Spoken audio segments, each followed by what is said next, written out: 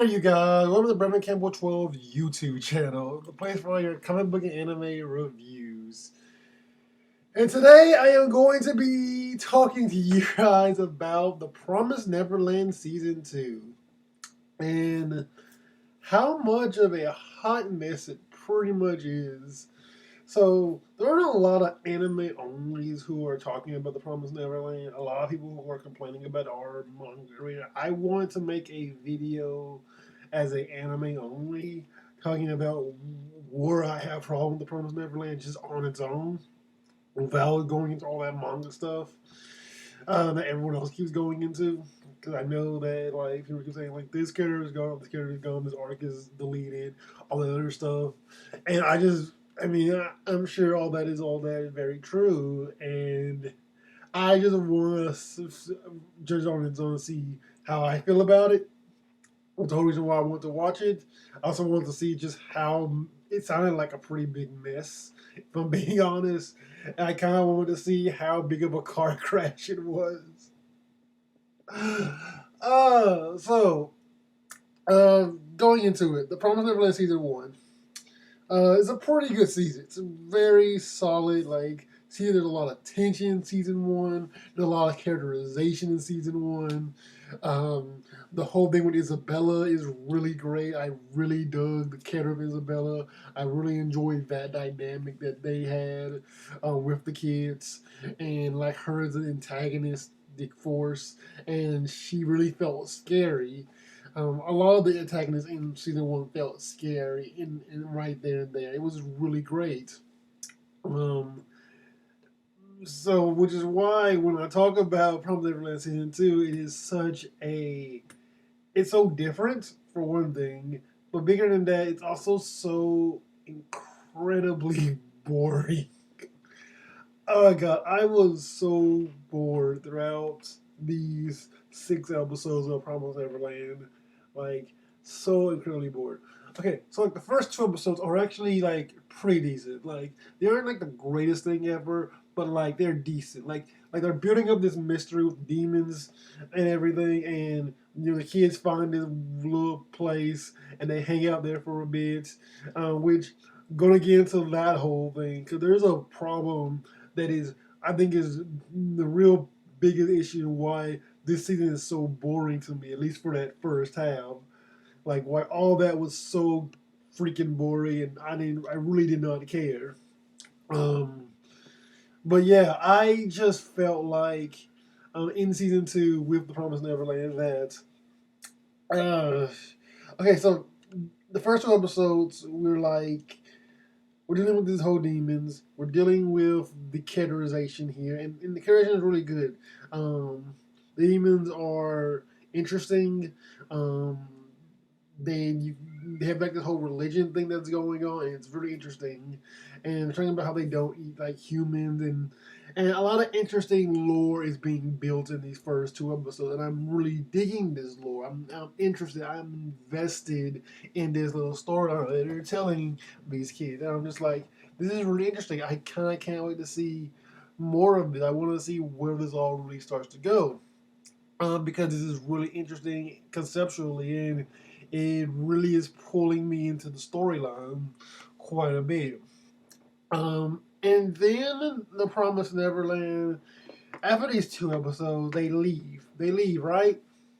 And the reason they give a reason why they say they're leaving because they have, God dang, what did they give the reason for why they had to leave the bunker? I know the guys, the demons didn't want them to be there for any longer. We found out actually that the demons weren't, at least one of them wasn't a good guy, pretty much, which I thought was um, pretty shocking at the time I was watching it. But there's also another issue that comes up later on for me with with all he as a whole and how it feels. Um, because it kind of, that sequence kind of threw, for me it threw away a lot of that lore that was being built up um, uh, with those particular demons, and I thought that was pretty disappointing for me. And again, it like this is a small portion of a bigger problem in these first 6 episodes, which are only gonna be like 10 or 11 episodes of this season. So, like, where can you really go with this? Um, and those two characters in the first 6 episodes don't come back. That's another problem that I want to talk about. Like, those two characters don't come back. Okay, so after those first two episodes, and oh wait, in those first two episodes, there's like this montage sequence. I want to bring that up too. Of the kids just hanging out with them and talking to them and chilling with them, which was nice and it was sweet at the time. But again, this becomes a bigger problem in these first 3 episodes later on. So it's episode 3. It's episode 3, right. They found this other place. And they're drinking us this guy named William Rivers going to be there. And they open it up, and William Rivers not there. In the computer room. I know there's another character supposed to be there named Ugo or whatever. Who cares about that? William Minerva was the character that was built supposed to be there. He wasn't there, and neither was the other guy in the manga. So who cares? Neither one of them were there. It was just an empty bunker. So they chill out in this bunker, right? They chill out in this bunker, and and again, another montage of them hanging out in the bunker. There's a montage of them hanging out in the bunker. They're not doing anything in this bunker. And then, after that, get this, the episode ends, and like gunman comes and she attack them in the bunker, and you like, where do these guys come from? They're human, so why are we asking questions about why they're trying to like shoot up this bunker or whatever? If they're only human, like we don't know, we the audience don't know. I'm just kind of interested in seeing where this goes, and it doesn't really go anywhere because at the end of I think like episode 4, like this guy get eaten by another monster again, and you see how things are going like right now. Like nothing feels like it's really mattering. Like nothing's happening. You have a bunch of stuff going on, plot wise, but there isn't. They're not really connecting them together. Nothing that feels like it matters. There's no tension here. Is the biggest issue. There's absolutely no tension here. They're doing these montages of them doing stuff each episode, and there's so many goddamn montages of characters just doing nothing. These kids are just doing nothing. There's no tension. There's no fight. There's no deaths in here. Nothing's happening, and you're just waiting for something to happen, something bigger to happen, and nothing does. And it's really telling. Just how freaking boring this is.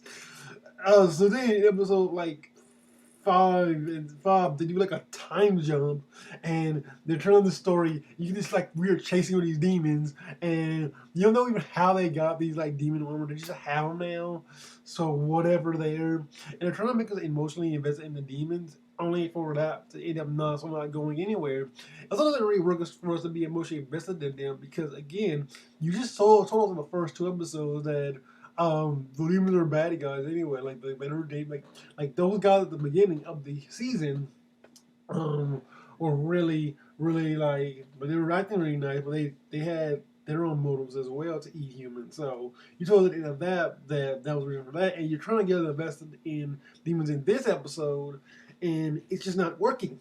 It's not working because we don't care about this whole demon storyline here. You have potential here. There's potential for a good storyline here. Like I can tell, there's potential for a really interesting, complex storyline here.